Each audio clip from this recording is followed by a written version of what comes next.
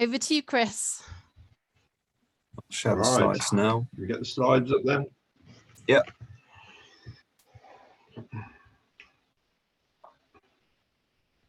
Okay. Can everybody see that? Yep.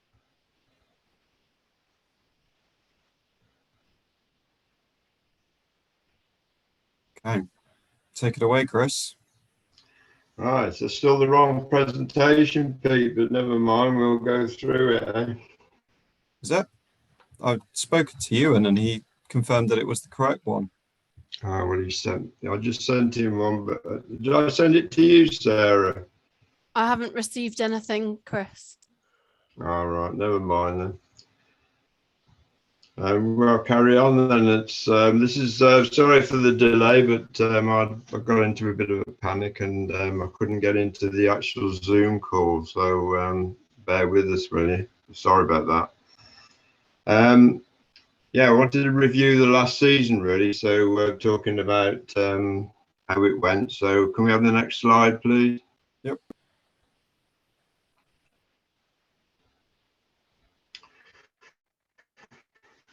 Yeah, talk about overwintered plants. Really, most people are overwintering the last program cropping. So there's probably plants that's cropped in August, and it's usually reasonable to keep them over winter. They become a bit of a variable because if we get a bad winter, we haven't had a bad winter for 10 years really, but if we do, they get quite badly damaged. So the usual advice is only overwinter a healthy crop. If the winter looks to be coming bad, you can actually drop them on the ground, and that gives them a lot more warmth because they get the warmth from the ground. If you leave them on the tables, they get a lot colder, like 2 or 3 degrees. But the temperature is very critical because you get damage at sort of -5 for a week or -10 for a couple of days, things like that. So, a lot of you are sort of fairly coastal anyway, probably won't get that. Strawberries do need a cold period. So it's, if you've got fixed tunnels, you have to open them up and let the air get to them and get them as cold as possible. All these summer bearers need a period of cold to vernalize them properly and give a decent crop the next year. But if you drop them all to the floor, put them close together on Mypex, isolated from the soil so they don't pick up anything nasty. If you do get a spell of bad weather, you can add to the protection by putting a fleece over them. But as soon as the cold period's gone, you take the fleece off because the fleece encourages really bad botrytis, and I've seen plants completely mummified with it. Only winter really good stuff. So if there's any question, like when we went to Kenyon Hall, we saw some good crops on outdoor tables, but there was also a few rows of some that were, there was no point wintering those crops. So, they'll just be bad next year and you'll end up with half the year and you get small fruit. If the plants are looking big and healthy, the crowns are, when you feel around them, they're as thick as your thumb, then it's a good sign. If you do get a cold period, you can tell the damage by cutting down through the crowns, and you'll see what we call arching inside. So there'll be brown arches in the white material of the stored starch over winter. And if it's really bad, it will go completely brown, and then the yield will be very poor.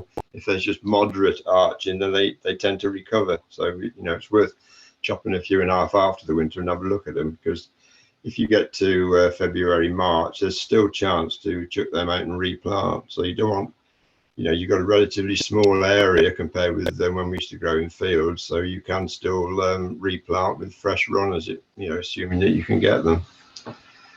Okay, next one, please. Yeah, the only thing I'd add to that as well is if with overwintering, it's if you've had pest issues within certain certain areas, it's worth just making sure that you know what you're getting into with the next year. So if you've got things that might overwinter, such as some aphids or two-spotted spider mite and things like that, if you've had sort of hot spots or problem areas, then just knowing where they are for the next year so you can start monitoring them, so that the pests don't start getting a head start in the next season.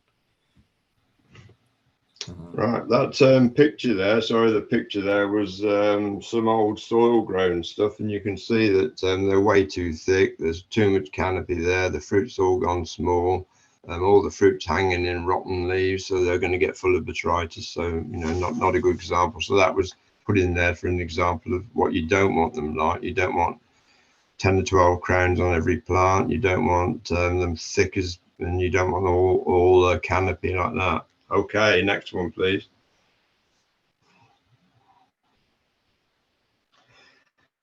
Come the spring with the overwintered, chop back the old rough leaf. You shouldn't have weeds in them, but you know, they do get weed in. You get weed blowing in.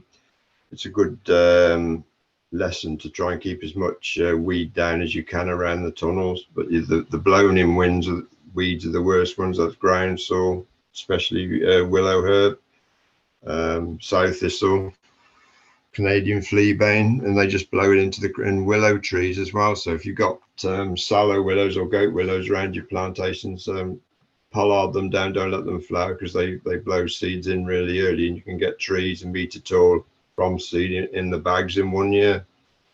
As Pete said, I don't know if you go through that, Pete, but we've got to check for pests. Yeah, so I suppose we're talking about April now, aren't we?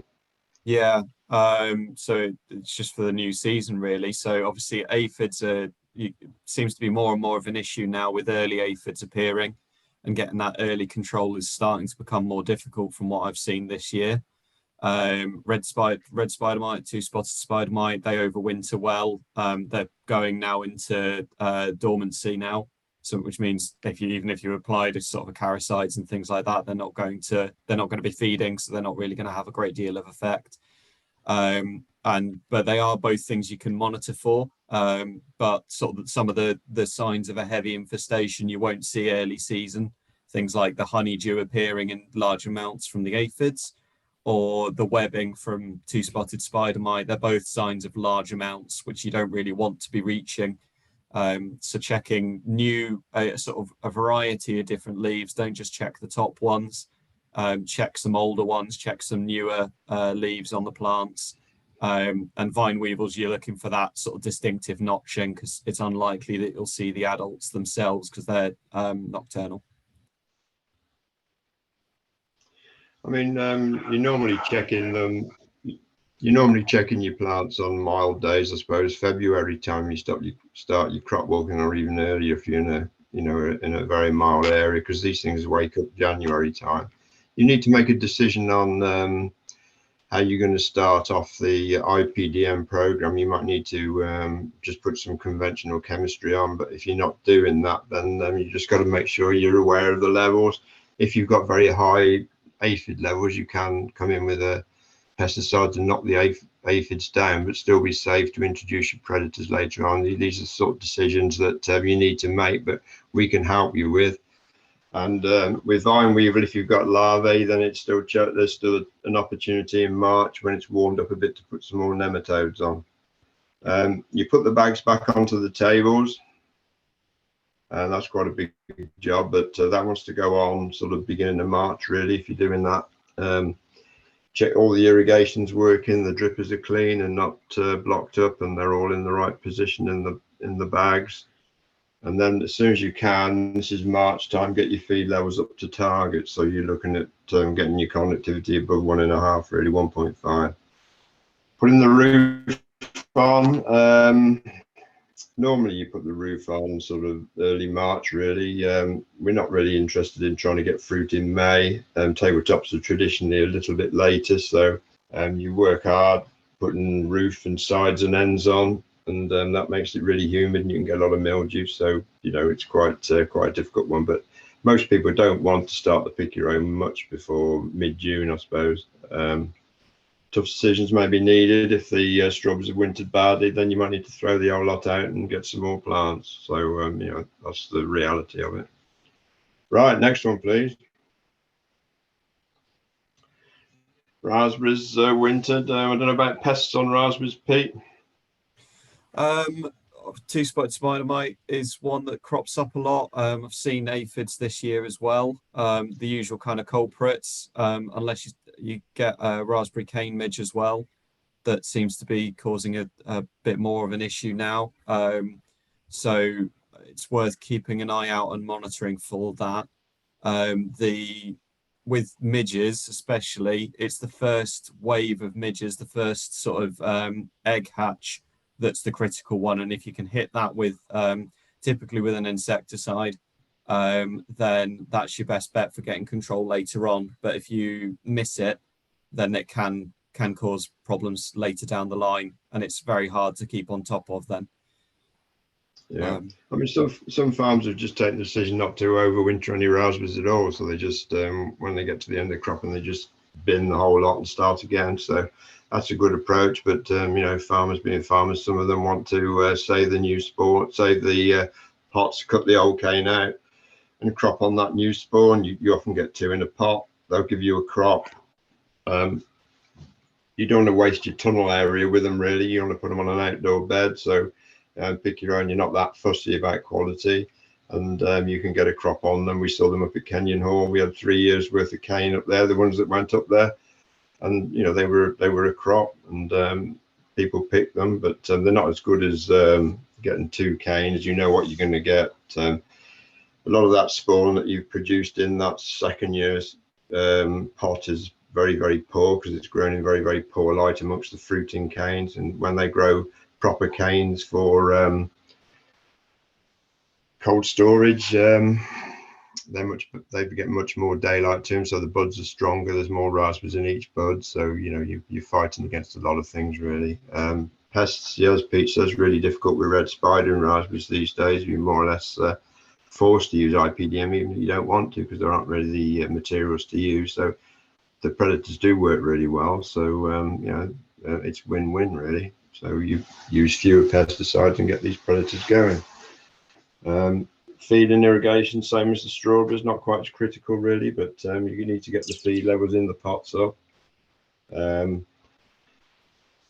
Indoors, outside, same thing, really. Where they put the roof on, raspberries don't like a lot of heat, so if you get red hot weather in April, you know, you could argue they'd be better outside. They need a massive amount of insects to pollinate, so that, you know, when you get raspberries, they're full of bees and bumblebees and hive bees and flies and everything. So if they're outside, the bees probably get better access to them.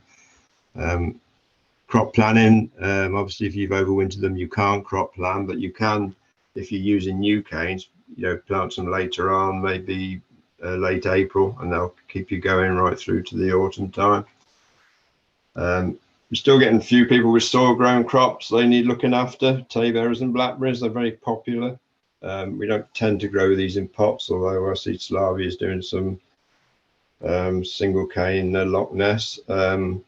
They are popular, and you know, they tend to be more tolerant of soil diseases, so you can still grow them in soil on a raised bed, hopefully Mypex covered, so you don't get so much weed. And you need to have cut the old cane out by now, or do it over winter. The sooner you do it, the better. Normally we leave the canes on the ground, the long canes, and tie them up in the spring, because they winter better on the ground. And when you tie them up, when the sap's rising, they become a bit more pliable, and you can bend them into shapes and get all the cane tied into the wire. Okay, next one, please. Right, Pete, your one here. Yeah. So as Chris has mentioned, it's obviously there's some pests where IPDM or IPM, whichever sort of terminology you want to go with, is becoming more and more critical, especially as we're losing more and more actives, and keeping those predators going, getting them in nice and early, and also just monitoring. And with IPDM, monitoring seems to be the main aim of the game, really. Just making sure that you are aware of what's going on. If they're in nice and early, then you've got the best sort of chance of getting ahead of things, especially things like parasitoids for aphids.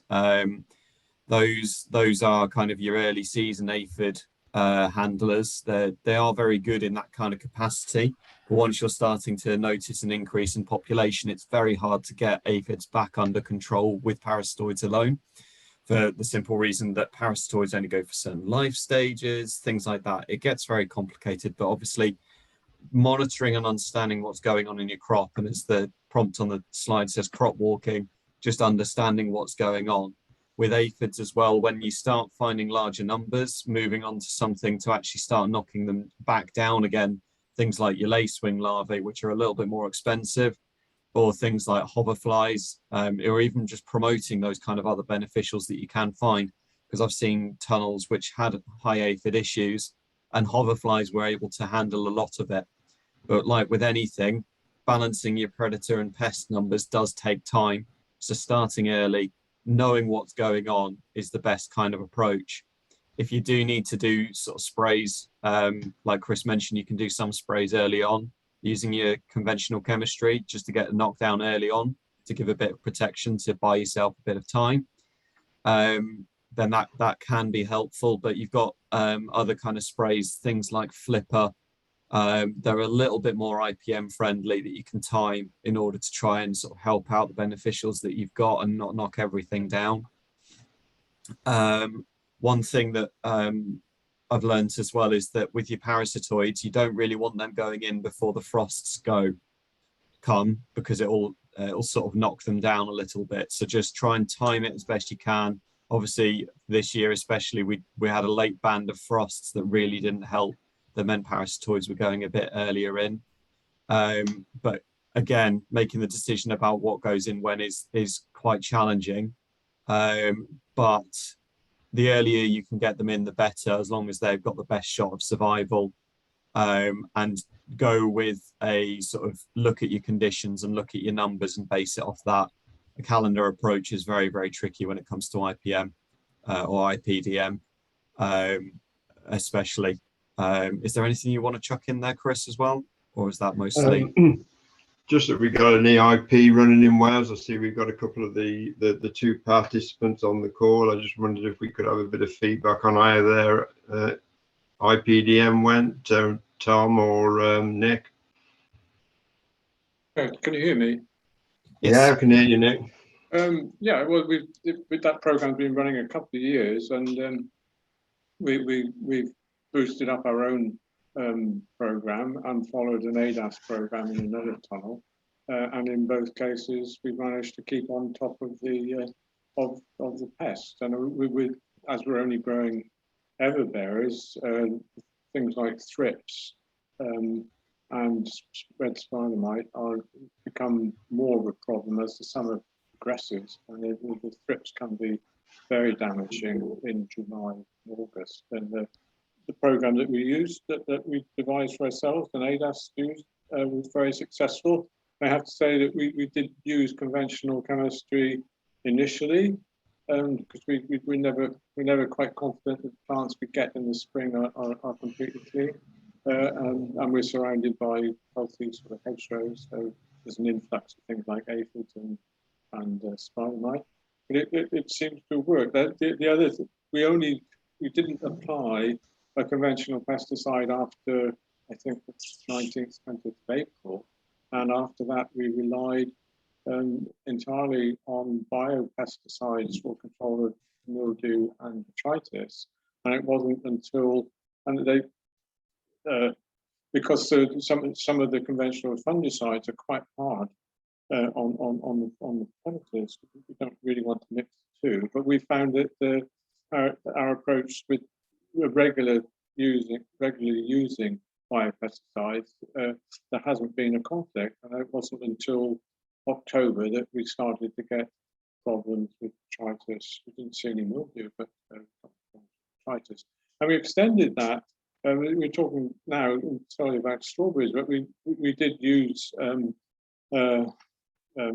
predatory mites amongst the raspberries, and we've had a terrible problem in the cherries with red spider mite as well, and we had to put sachets of Amblyos sandsona in there, and that seemed to work. We augmented that bit with phytocelas, and that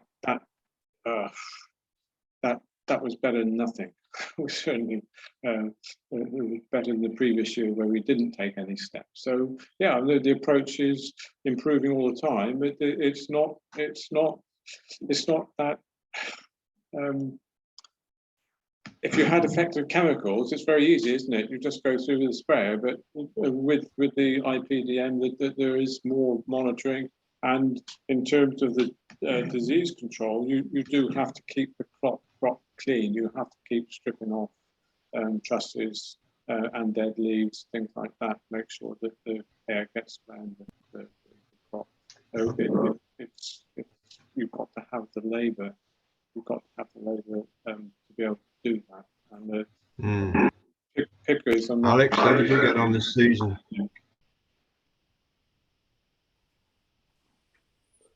Can you hear me, Chris? Yeah. Oh, you're both there. Yeah, we had a slightly different approach. We used a sort of conventional fungicide program across our strawberries, and then we obviously integrated in the predators to control any pests, and we were very successful. Like Nick, we only used an insecticide once in the spring to clear up aphids, and then we managed to do the whole season just using the biologicals. And the only trouble we had is an explosion of aphids in the raspberries, which was as we were picking them, and we that was our only problem there. So next year I'm going to be keener at looking at the raspberries, and I'm sort of prepared to go through with an insecticide on the raspberries between flowering and fruiting, just to try and take out the large number of aphids, and then after get the predators to do their thing whilst we're picking is the plan. But and we will have to go through with an insecticide now. There's a few aphids on the strawberries just to clean them up again before next year. Right. Yeah, I would say the most important thing is with biologicals, you've got a plan, because it's no good suddenly ringing them up and saying on a Friday, I want them, because if you don't ring by Thursday, you won't get them for the next week. So you have got to have a sort of plan. And I think Tom's right about the raspberries. You know, there were a few large aphids on those raspberries about the 10th of April. And we were a bit concentrating on the strawberries, and we didn't put biological control on. We used biological control, but it just wasn't quick enough. So we'll try earlier, but it as Nick says, and I keep saying, it's monitoring and trying to get it before anything builds up, because once you've built something up, this biological control is very difficult to work. You know, it's definitely to catch it before it gets going, isn't it? But it's very good. I think it's very good. I think it's very cost effective and very good for the environment and your own health and the picker's health. So I think it's a really good thing. Yeah, one thing I've learned with the Wales program is that I've underestimated how early things start in Wales. So I think you've got to be looking probably at your pest situation much earlier. I normally talk about putting aphid bottles in April, but in Gower and Manabia, I'd be thinking of putting them in maybe March, or even end of Feb. What do you think, Pete, about timings and the very, very mild coastal? Yeah, if you're not getting frosts and it's a little bit warmer, then definitely looking at the sort of conditions. And obviously, if you end up with a hard frost and you're not seeing much in the way of mummies anymore, then that's also something to look at. When you're looking at parasitoids, getting a mix is quite a strong option, really, unless you're very confident with your aphid ID, because different parasitoids will affect different species. When you talk to the biocontrol companies, they'll they're great at targeting certain ones. So a mix is kind of a very strong option, because it means that you're covered against the widest variety. They are more expensive though as a result, so it's a balancing act there.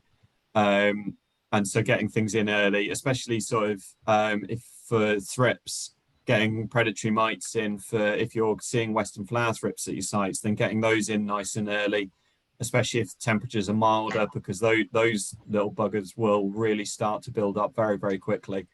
And then with thrips as well, the other sort of consideration is not just to rely on predatory mites, because there are other species of thrips that like to come in during July, even sometimes as early as late June, and start causing quite a lot of crop damage. And from what we've been able to look at with recent research, we're not really seeing them lay eggs and sort of breeding in the crop. And that's what those predatory mites go for.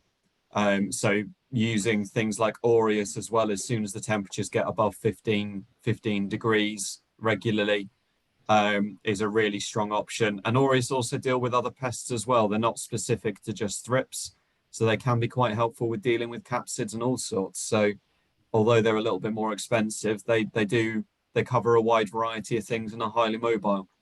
So looking at your predators and going, okay, well, this one also deals with this and this. It can be, it can knock two heads or kill two birds with one stone, so to speak. And that's how you can kind of get your best kind of cost effectiveness. But when I spoke to Jasper at Coppet this year, he said the maximum the most cost effective way to use IPM is to make sure it's used preventatively rather than curatively.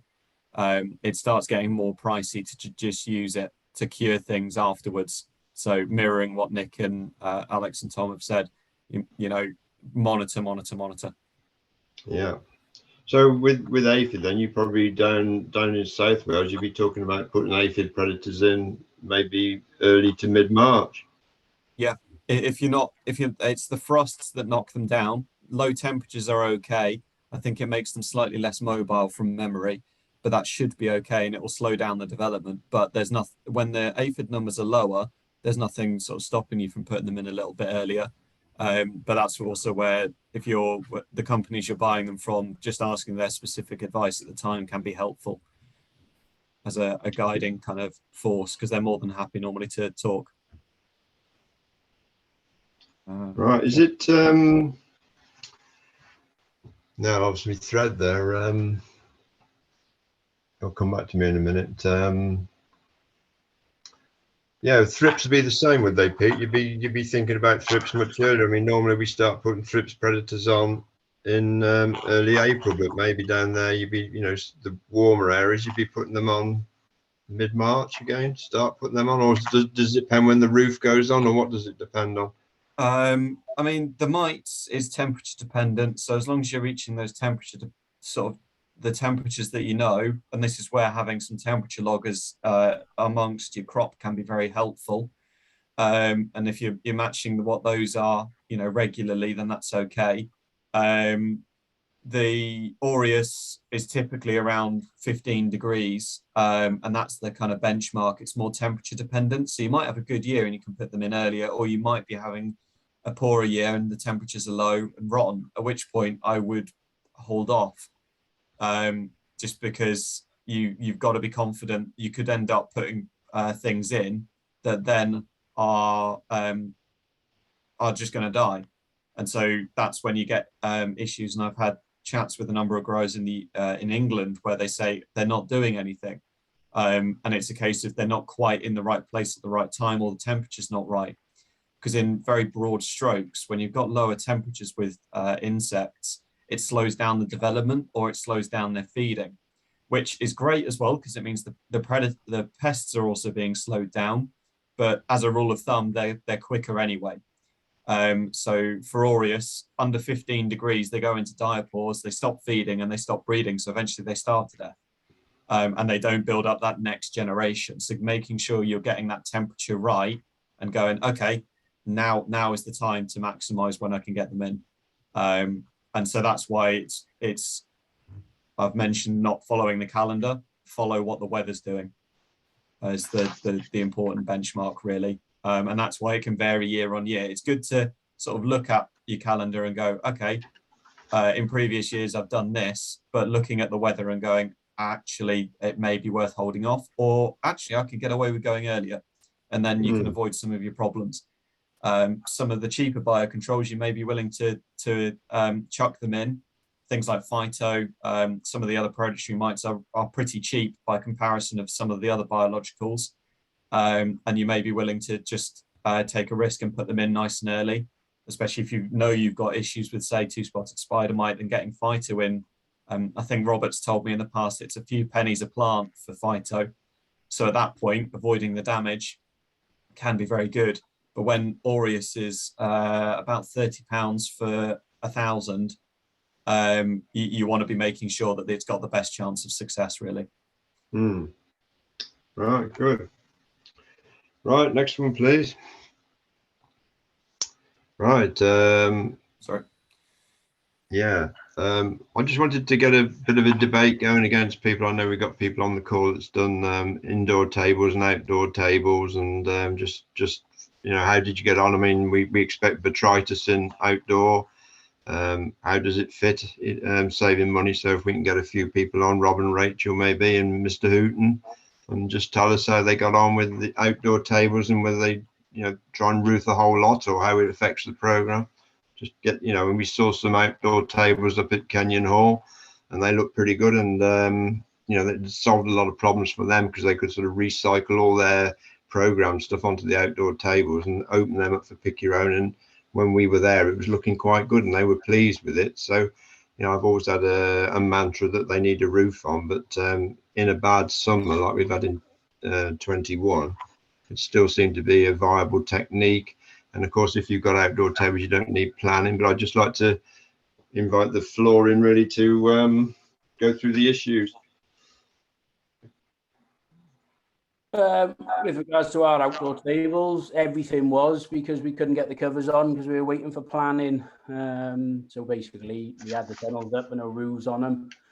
So it was all outdoors, and I got nothing to judge it by, but it worked well with us, really. We seem to have good fruit, too much at times, and because of that, we couldn't pick it enough of it, so we got botrytis. But yeah, in terms of volume of fruit, it was colossal, but I don't know whether that's because it was Limelexia and it just produces a lot, but it worked for us. And hopefully this year we'll get half of them covered because we now got the planning. So next year we'll know a bit more on the difference between one and the other. But as the outdoor tables go, yeah, it worked well for us. So when Rob, you say you get botrytis, then you reckon that was on fruit that just was ripe but wasn't picked, because obviously you can't preserve a strawberry forever. Yeah. But if it ripe and doesn't get picked, it will get infected with botrytis, and that will then spread to any fruit that it's touching. Yeah, that's where it came from. I'm sure by speaking to you, Chris. But yeah, it just wasn't picked. So we spent a week with a lot of people just trying to trim the leaf back to expose fruit, and while doing that we could just see it was rot spread in between rotten fruit that wasn't picked onto good fruit, really. So we just had a massive purge and cut everything back and tried to clear it that way, because it had got the march on us by that stage. So it was just riddled with the stuff. But we did do a good job of cutting it out, and then managed to get another couple of weeks towards the end of the season with clean crop that was coming through. There's lots of white fruit there, so it was worth doing at that stage, but it was frightening the amount of fruit that we were cutting off in a day. It would have equated to quite a lot of money's worth had it gone through the till, but you live and learn. Was that sort of weather driven, that that you didn't get them picked, or you had too many, or it was massively weather driven, because for a few days we had all three plantings picking at the same time, because the first lot were held back, the middle lot came on time, and the last lot then came a week earlier than we wanted to. So yeah, it all sort of bunched up into one area. We just had to open it all up because we had good fruit coming on all areas, and there just wasn't enough. There was too much area for people to pick, basically, and they were going where the nicest, juiciest fruit was and leaving the other stuff. So we obviously had some that were on the floor. Was the first lot we planted, but we sort of just sacrificed them. I would say the first lot we lost about 50% of the crop. The second lot we picked quite well, and we got probably 95% of that picked well. And then the third lot we probably lost about 30%, which is the stuff that we cut off then just to keep going for another couple of weeks. But you also had bags in trays on the ground. How did that compare with having them on the tables? It was all right. The weather came nice as we opened, and yeah, we picked a reasonable amount off that. People like picking on the floor. I don't know why. They seem to like rifling through, even when we had the tables open, they would go, and it took them more time really. So it gave them something to do. I think if they went on the tables, they'd fill up on it in 30 seconds, and then they like, the kids would be like, I want something else to do. So they'd go and rifle through on the floor then, just to keep them busy. But yeah, in terms of loss, we lost 50%, I would say, or more.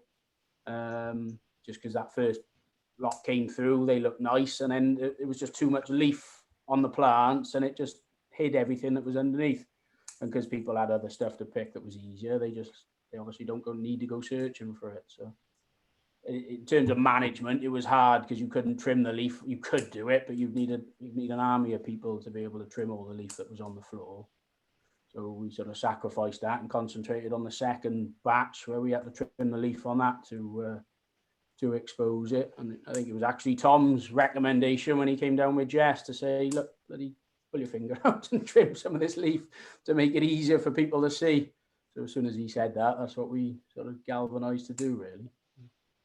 Yeah, it's good to see a bit of grower cooperation like that. Michael, how did you get on? Well, we've grown strawberries now on unprotected tabletops for 5, 6, 7, 8, I don't remember how many years, and with few problems. When it rains, yes, they get wet, but by being elevated off the ground, they stand a chance of drying out again quite quickly. And I would put up more outside tabletops rather than trying to grow a crop on or in the ground. So you're convinced that outdoor tables are a viable option? Oh, I don't think no doubt about it. They're the right height for people to pick.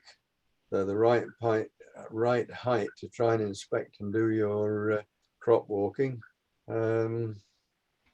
which we need to do more of. But yes, I think it's the way to go. What about botrytis in yours then, Michael?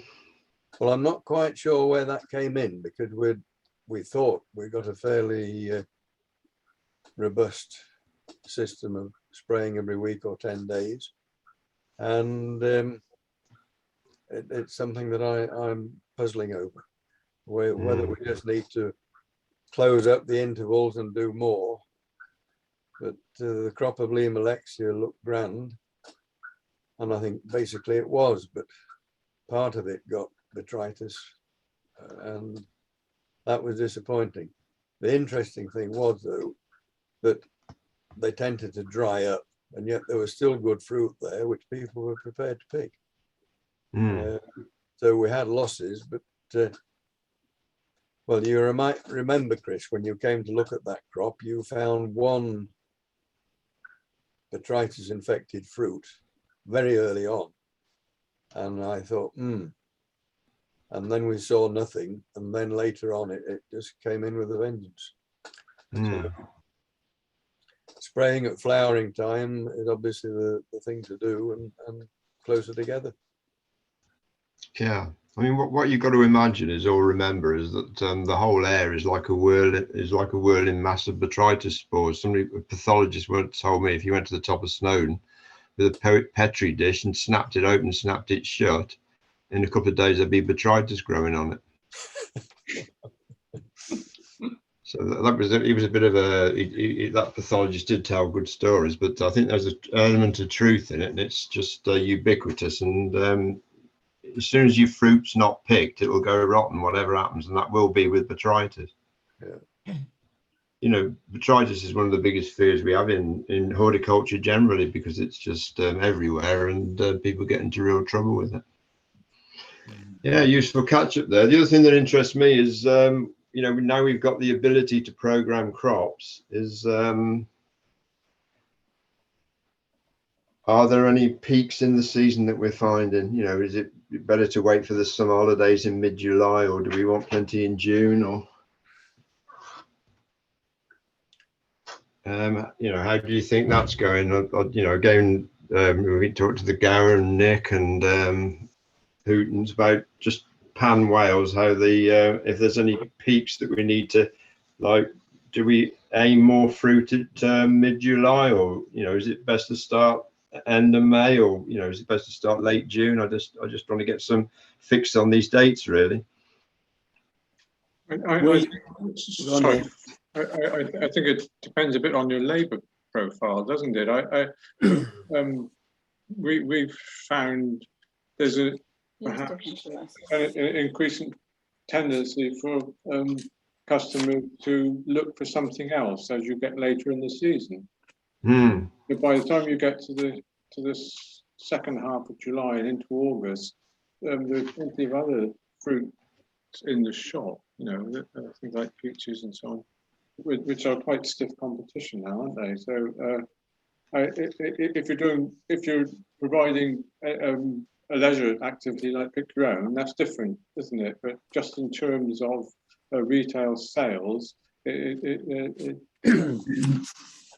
not sure that the demand is an awful lot higher at that period than it is earlier in the season. Yeah. Alex and Tom, what about you? Is it school holiday driven, weather driven, or how is it driven? We like to have we're trying to get an even amount of fruit across from the 10th of June, 15th of June, all the way to the end of August is our target. We don't really want any peaks and we don't want any troughs. And as long as you're picking fruit when it's ready to be picked, you'll see a lot less waste. The worst is if you get a hot 2 or 3 days, and then you can see you've got lots of fruit and it just cooks it'll get cooked, won't it? And it'll get that horrible dark color. So we'd rather shut early or miss a day and have everything picked. This next year we're planning on slightly more fruit, aren't we? but because we had a bit of a shortage at the end of the season, so we're hopefully adding in an extra block for this next season to sort of keep it even all the way to the end of August. So you don't notice a big peak coming in the third week in July when the school holidays start? You get pretty steady trade, do you? We do have a little peak. We do have a peak in demand slightly, but it's not as bad as you would think for us, anyhow. And with Jess's communication every morning at 7 o'clock, it can be managed much, much better than in the past, because she just keeps everyone up to date. Although, we don't want to ever turn anyone away without fruit, because, that's money. So our aim this year is to just grow more fruit. I mean, we have got, as Nick, we've got the staycation thing of this year may not happen next year, but I think there's a real drive for people to go and pick their own fruit. I think people want to do something outside with their children and things. And, I don't think just the fact people go abroad again will stop this market. Do you, Tom? No. So we're being very positive and very proactive, but we're trying to expand without spending any more money because, serious money, because the price of steel and things has gone so much through the roof that we're trying to do it now using what infrastructure we've got. Well, we sort of tried to price up some new tabletops to do some outdoor, to start them off outside and possibly move them into tunnels if it works, but we can't even get a price for, they won't commit for steel tabletops. So we're sort of going to try something different. We're going to try and do it with what we've got and increase the amount of fruit we've got to sell, aren't we? But we're in a very lucky place, aren't we, here? Will you plant more lower quantities more frequently, or what are you on now? 4 plantings, overwintered plus 3? We have at the moment we're overwintering half and replanting half, which is 4 different blocks, and we're hoping to plant them slightly together, the two lots, and add in a block at the end where we were short this year in August. We're hoping to put one in and start them off outside, and hopefully move them in once the early ones are finished inside. And we're even going to try to put the early ones, try and get them a week earlier by perhaps closing the tunnels, so that if we can get them a week earlier, if we're really lucky, we can put them straight back on. But no, you won't put them straight. We know it's going to be a lot of work, but we can sell the strawberries, so we're gonna have a go this year on that. Might not be successful. Well, if you want a good tip for that, Alex and Tom, don't try and move them in when they're too big. No. Well, we're hoping to move them in the first 2 or 3 weeks of planting. It's just how do we plant? You know, planting on the floor is going to be an interesting thing for some old lady like me. You know, I don't know how I'm going to plant down, you know, it'd be like on the ground planting, but we'll cope with it when we get there, get more youth there. What I was going to ask is, has anybody got any interesting way of, obviously you want them off the ground slightly, on my pecs, off the ground slightly. Has anybody got any interesting ways of doing it?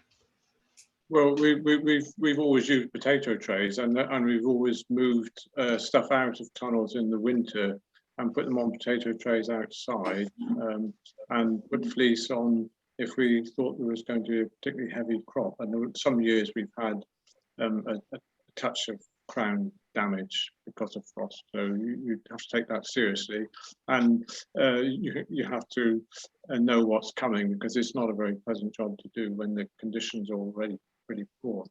But if you do that, you have to be careful of vine weevil. They do lay eggs in our part of the world, or they do seem to reproduce right the way through the year. So you probably have to end up having to apply nematodes to the bags once they were outside. You know, this is a long distance. This is 1,050 meters Tom's talking about here now, that he wants to plant outside, which is, you know, a long amount of strawberries. You know, it's quite a, I wanted to put the benches up, you know, I wanted to get outside benches made and put up.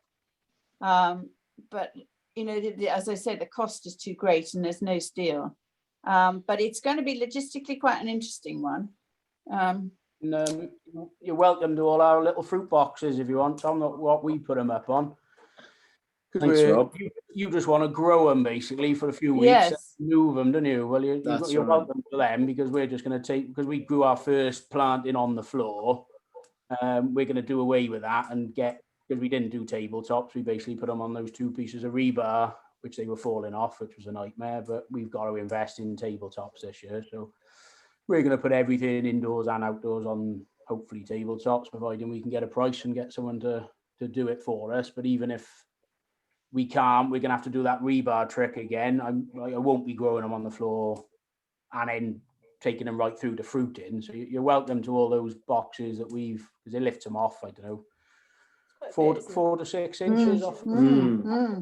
It allows the water to drain through them. So because it's a period of time, you're welcome to do that. And we got loads of my pecs that we've got as well. You're welcome to. So. No, thank you, Rob. Thank you. We'll have a chat about that as we go through, you know, closer. Transporting them and getting them down to you will be the hard bit. But yeah, we probably managed that. And we're also going to get we want a sort of trolley. Tom's looking at a trolley so we can lift all the bags, you know, take all the, because we're getting all the irrigation again. So we're getting a whole lot of irrigation. So we can pop them up on a trolley and move them around, because, you know, bags with plants, as Chris says, is pretty heavy.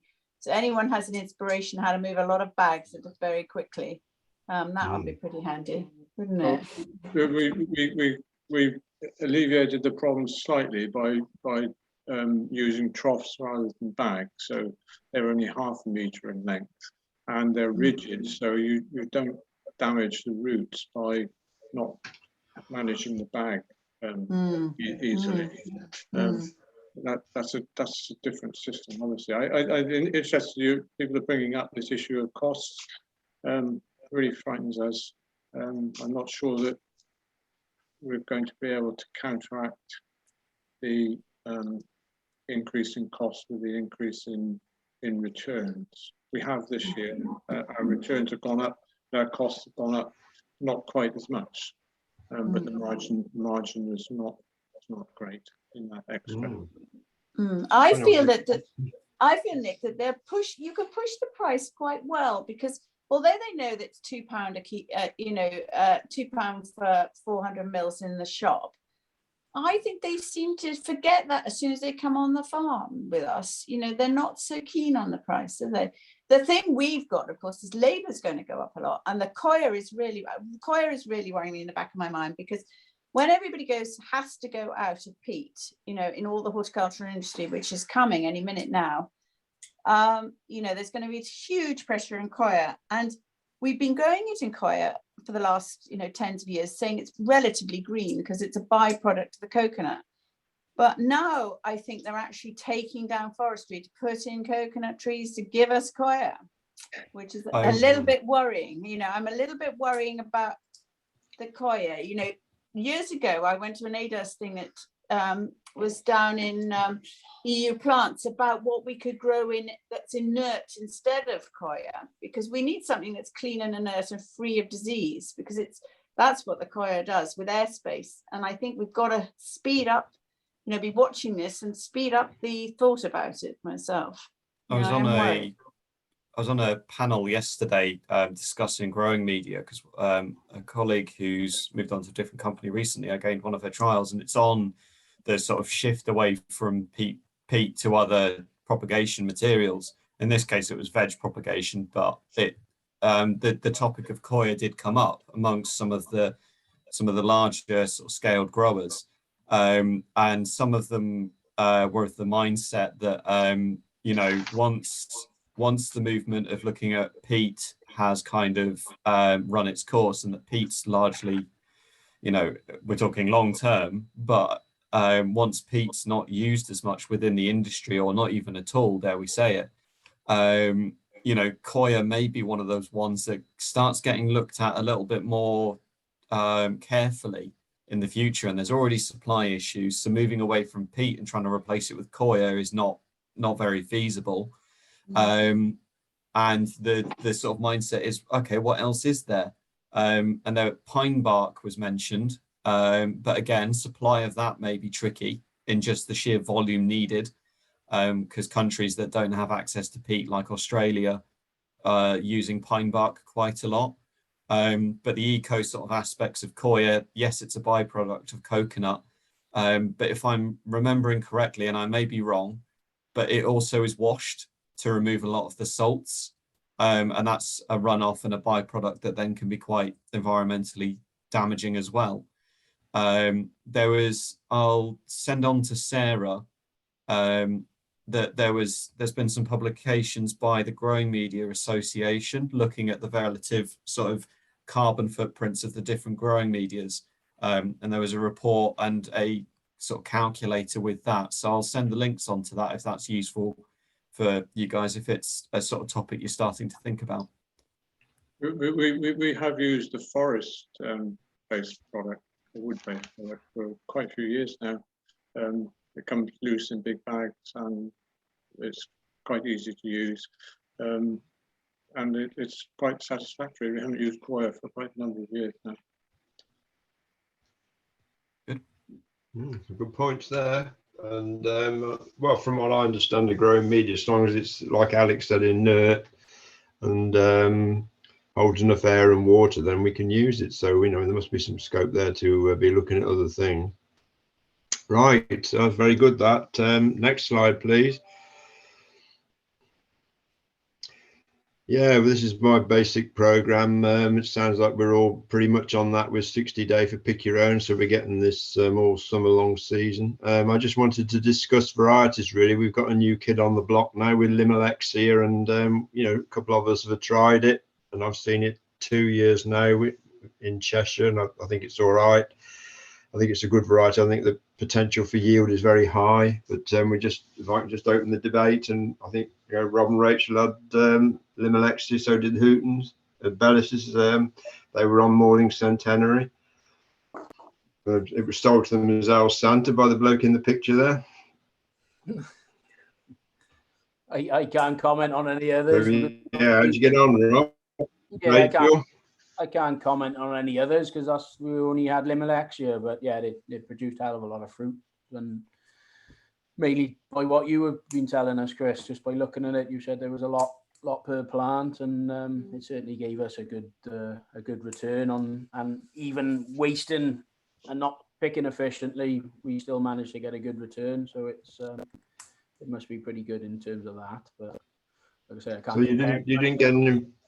you didn't get an impression it was more susceptible to botrytis. Obviously, you wouldn't if you hadn't got other varieties, but it was just the fact that, you know, you were delayed on the picking.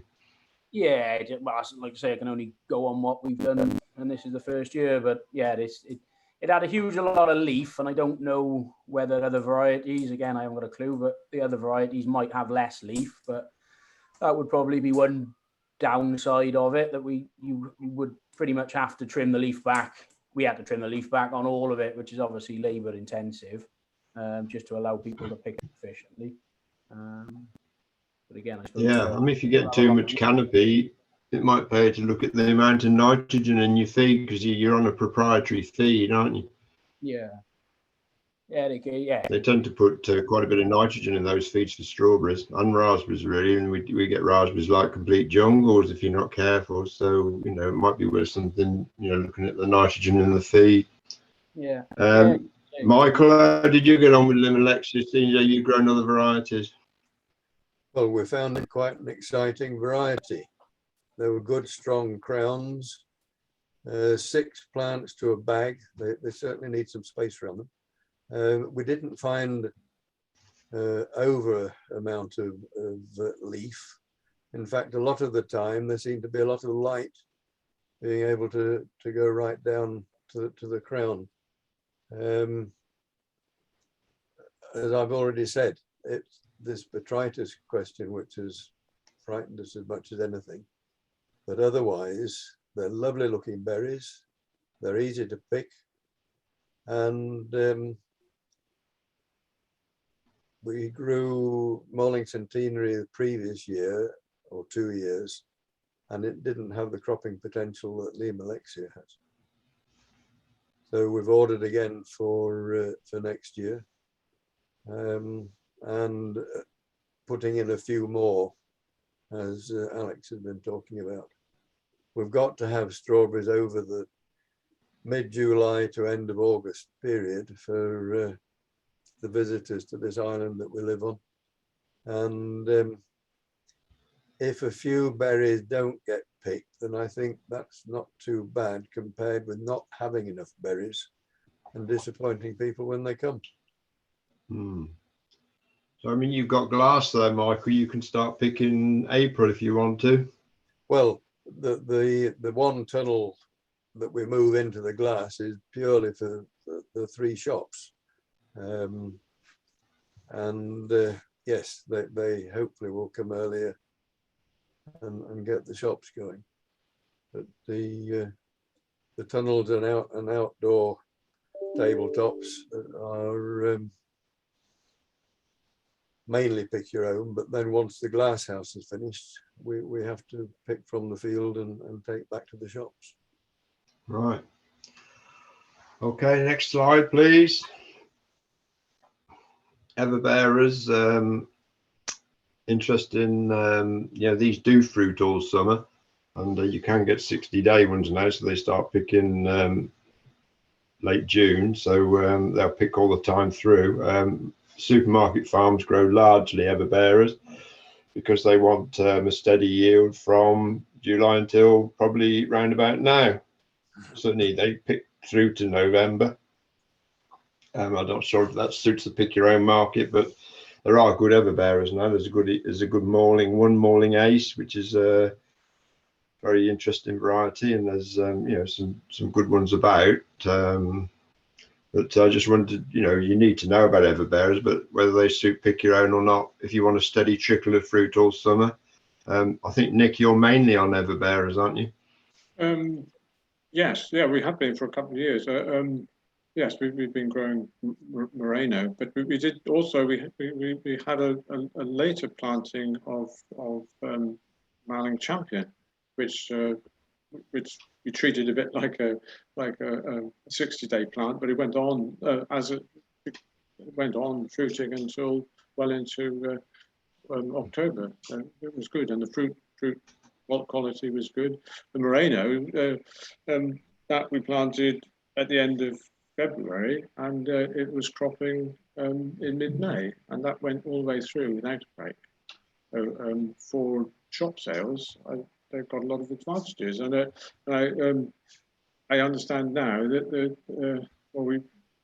Elsom's have twisted our arm to try a variety grown from seed. Probably Michael and Chris know about it. But their literature suggests that it produces over 1,000 grams per plant in the same sort of period as Moreno, so it might be worth a try. Yeah, it was interesting that Alsom's, well, in cooperation with the Dutch breeder, they developed some F1 hybrid strawberries that are grown from seed, so that will get over quite a lot of propagation issues. But yeah, they're looking very promising, but early days on that one yet. But yeah, it's could be the coming thing, really. It's just you know, it's a bit of a change from what we're used to doing, but I think it's worth considering. And I've seen some good results. I've seen several trials this time with the seed grown, and you know, they are decent everbearer varieties. So yeah, watch this space on that one. We did try that system a few years back, and the biggest problem was with the propagators. We ended up with a lot of Rhizoctonia. We started off with a lot of Rhizoctonia, which came from the propagators. But I understand it is a better propagator this time, so yeah, should be interesting. I mean, in that world of propagation, if they're doing, you know, plants grown from seed, then there's a lot of technology. You can get robots that prick out the seedlings and put them out into the pots and all that, so that can all be automated. So yeah, it's an interesting development, so we'll keep you posted on that one, and hopefully next year we'll be able to take you to see some growing and see how we get on with that. Right, next one please. Yeah, well, raspberries, same thing now. We're getting we got this 90-day on raspberries, mostly Glen Ample we're using. There are other varieties, but they seem to be a bit variable. Most important thing with raspberries, long cane, is that you get good cane, really. You don't just buy canes out of a normal cane bed where they're grown on a sort of meter and a half wide band, and they never get any daylight in the middle. The ones that you want to buy, like the ones in the picture there, they're grown like fruiting raspberries with light all the way around them, but they don't let them fruit, and they're sort of ready charged. And because they put them in the cold store, they get all the dormancy broken in them, so you get very even bud break. One problem we got in raspberries now, especially in Wales in the coastal areas, that we just don't get enough cold to vernalize raspberries in the winter. So as Nick says, with his strawberries, he has to move them out, and even with long cane raspberries outside, they do need a fair bit of cold on them to vernalize them.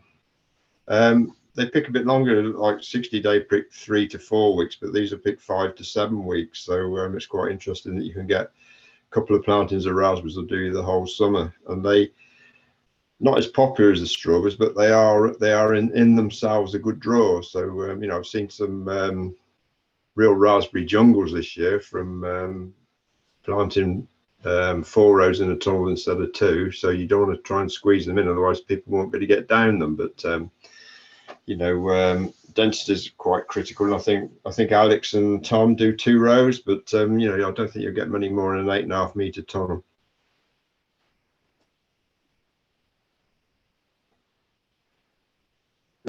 Hi, Chris, we do 3 rows in an 8.5. 3 rows, do we? Yeah. Yeah. Yeah, and well, that's rows, fine. 3 rows is all right. Not too tight. What happened with ours this year was the wind. You know, the wind back in sort of late April, or I think it was, really gave them a hammering on the one side, which set them back, which was, we were just talking about putting, if we trailer loads of straw there, if it came windy next year, just for a day or 2, because it was just blasted from the southwest at them and they weren't happy with it. But otherwise, we're very keen. My brother-in-law grew something, is it Tulamine or Tulamine? Tulamine, yeah. Yeah, well, that Tulamine is it. Sorry, Alex, it's a Canadian variety. We've had it for years. It's very high quality supermarket type, but it tends to. Yeah, it's a good variety. It was really it's good. Strong grower. Yeah, it was. Yeah, Tulamine's all right. Yeah, as good as Ample, definitely. Yeah, they often say that pick your own farmers that have it, say it fruits over a very, very short period, but I've never seen that in commercial plantations on it. Well, this one fruited over at least 6 weeks, the one I saw. You know, it was very, very good indeed. It fruited over longer than the Ample, I would say. So that is another variety if you don't want Ample.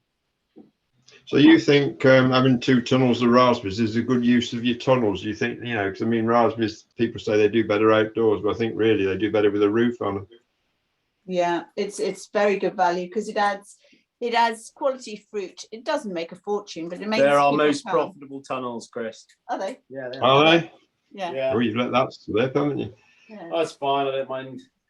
I don't mind letting But you know. we wouldn't do more. We discussed it, and we don't think we need more. There's not a demand that much demand. You know, much more demand at the moment, is there? Do you think? No. But So they have are very nice. you got 2 tunnels out of 20, have you? Yeah. Yeah. Yeah. So that's that's 10% then, isn't it? So that's probably not far off, I wouldn't think. Yeah. But we're But very Chris, happy with this. Chris, you always said that you put a roof over raspberries, you'll get double the amount of saleable fruit. Yeah, that's what we've always said. Yeah. But getting back to planting these 2 canes coming in a 1.85 litre pot, is that big enough to grow a crop, or is it going to have to be repotted? And if so, what size? Well, I always say to growers with raspberries, the bigger the pot, the easier they are to manage. So, you know, you're always looking at your own competence, really, or your own mechanical ability to put feed and water on accurately. Raspberries are like huge things. They're 2 meters tall. They've got huge water demand, and you know, you've got to be able to water them at several times a day. And if you fail with the water, then you can ruin the whole crop in one day. So I always think for peace of mind and people that don't spend their whole lives walking up and down feed with computer robotic feed going into them, then it gives you peace of mind to put 2 canes in a 15 litre. But supermarket farmers will be horrified at that, and they've probably grown 2 canes and, you know, 2 litres. It's about margin for error, really. And you know, if you're on a busy farm like you are, Michael, you've got a lot of other things to do. Don't try and grow them in a small pot, would be my advice.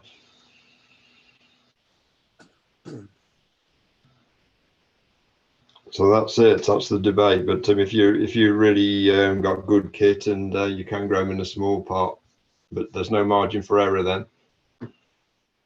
So there's no easy answer.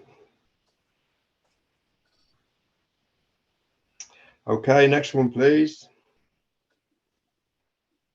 Well, we've had plenty of grower experience. It's been good, really, that we've had good feedback. We're running a bit over time thanks to my incompetence at the start, but we're going well now. So I think it's been a good debate between us. Soil grown strawberries still has a place. That one there's Malwina, and 60 day doesn't work on soil grown. It's not robust enough for them. Weeds become the main problem. You're waiting 18 months for your first pick, but Malwina does give you a good hit of very, very tasty fruit. 3rd week in July, probably a bit earlier in some parts of Wales, and it goes on for about 3-4 weeks. And it's a tricky thing because sometimes it doesn't even flower, but it is the best tasting strawberry I've ever eaten. So you get people hooked on that. They won't eat other ones, I worry about. And you can get 3 years of full crop out of them. So it's Malwina is fairly bomb proof, and it will grow on sort of quite high wilt sites. So you know, it's quite an interesting variety. But I wouldn't go back to growing soil. I don't think it's where we need a long pick your own season. I don't think it gives us the options, but people do debate it, so we do need to cover it. But you know, there are still plenty of strawberries grown in soil. Okay, next one, please. Just a quick thought, Chris. With soil grown, are you finding that obviously in the past we've had a broader range of insecticides and sort of options there? Is it going to get harder as time goes on with sort of reducing insecticide availability for keeping soil grown crops? Because obviously it's tricky to get good control for some things if the pests are able to breed in the soil rather than replacing the growing media. Yeah, I think it's a good point. I mean, they are more. The problem you get with them really is they're more in the weather. You know, if they are like with outdoor tabletops, you know, they're in the weather, yeah, but they dry out a lot quicker. Soil grown, you can get the whole crop destroyed in one thunderstorm. pests and diseases. Yeah, I mean, difficult to get control. We lose 2 actives every year, and we gain something that's not quite as good. So we've got to learn to grow stuff without pesticides. And I think the tunnels and the roofs and the outdoor tables lend themselves to that, and I don't think outdoor does. But you can still get some good effects with outdoor. For example, nematodes are really hard to get to work in soil. They work well in substrate. They work, much better than any chemical we've ever had. But it doesn't work. It doesn't work well outdoors. It does work, but it doesn't work as well. So yeah, a lot of difficulties, and a lot of pests can overwinter in the soil. Thrips, for example. When we used to grow berries in soil, we used to get thrips appearing in February. Some years you get hotspot in February, and there'd be western flower thrips in the crop. So yeah, I think it's valid that they're just more susceptible to botrytis. They're more susceptible to aphids, and generally it's difficult to get good cover. All the issues really. Okay, soil grown raspberries, I wouldn't stray down that route really. They're quite difficult just because of Phytophthora really. We're finding that plantations die out. I'm not saying it always comes in the prop material, but there's a lot of issues with it. Janet's been finding tons of Phytophthora in plantations. So again, takes you 2 years to get going. They take 2 years to get going, and they should last 10 years, but this year sometimes they don't even start picking after that 2nd year. So I think even the diehards now are moving over to pot grown. July season, outdoor. We got autumn fruiters now, which you can crop, quite complicated, but you can sort of cut the flowering bit off the top and what they call cut back, and they'll crop an early crop on the sort of 2nd year cane. But that's the way that most of the supermarket stuff's grown, but it's a bit tricky for what we want. So yeah, stick to growing ample or tulamine in pots, and we'll all be happy. Right, next one, please. Right, well, this is just, we all know about this hopefully, but if there's anything you're unsure of, we got the WhatsApp group, we can come down and do visits if you're not sure if your plants are good enough to winter, etc. We're easy to get hold of. We got phones and email when us incompetent ones can get used to it. WhatsApps, get in touch and work with us. One-to-one visits are a good way of getting advice. We take to workshops and farm visits, which we're always anxious to hear what you want, and we'll do try and, we took you to big farms last year and various other things. So, tell us what you want and we'll try and organise it. If you want fact sheets and guides written, then we'll do them for you. So we're all on board with that, aren't we, Peter? Yeah, and I'll send some links around as well. I've put resources that are useful in previous presentations that I've done, but there's like it came up with Nick earlier mentioning about fungicides and sort of their impact on beneficials. There are some resources out there designed at looking at what chemical actives will impact beneficials where it's known. It's not always, but they're useful things to refer to try and get a bit of peace of mind, or to kind of try and find an alternative. There's one with BioBest, and I think Rosemary Colley has done one, but I think that's mostly focused on veg, but it might still be relevant. And also the sort of topics about growing media that's in the wider industry at the moment, and is obviously very, it's on people's mind for the future. So I'll send around some of those links to you, Sarah, and if you wouldn't mind sending them on to people, and then people have got something to look at if they want a bit more info. That'd be great. Yeah. Thank you. One thing I do find is that, and I get this from Mr. Hooton mainly, but a lot of other growers as well, they don't want to become experts in everything, and they just want to be told exactly what to do. So if you're in that group, is that fair comment, Michael? I think it is. I mean, the slide on the screen at the moment, fact sheets and guides. I think when we went to Bellis's 2 years or more ago, you were giving a run through of all the pests and diseases, and I said then, we haven't got the grey cells to assimilate all this stuff.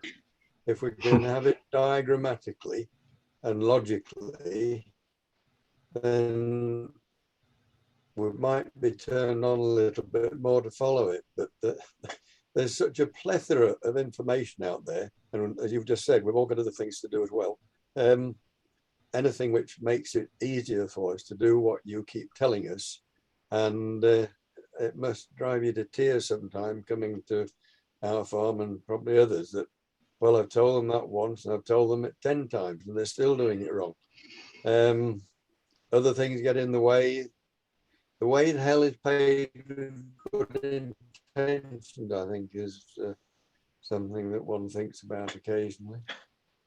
Well, I mean, I worked at one time with a bloke who grew 400 acres of strawberries in tunnels, and he couldn't have named one chemical that would control botrytis, but that wasn't his thing. I mean, he could pick 40 tons of strawberries a day. That's all you need to do. You don't need to know sort of about mycology or pathology or entomology. And that's what, you can get people in, but it is a lesson to us in the advisory business that we do aim the advice that people get at their farm. And I know you've got not only just got horticultural crops, but you've got animals and spuds and everything. So you need to be an expert on everything, and you'll never do it. So this is where we come in. But yeah, it's a useful reminder to us, really. There's a plethora of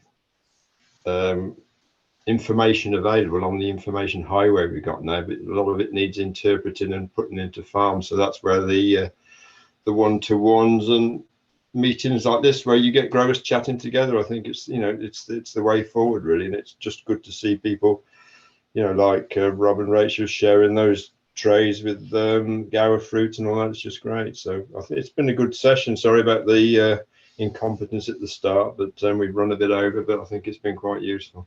So thanks to everybody. Yep, thank you very much all for attending, and sorry about the start of the meeting, and thank you to Chris and Peter for a really interesting session.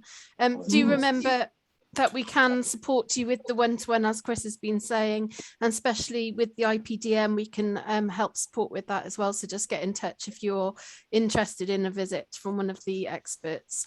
Thanks very much all. Thanks everybody. Very Thank useful. you. Very good hour and a half.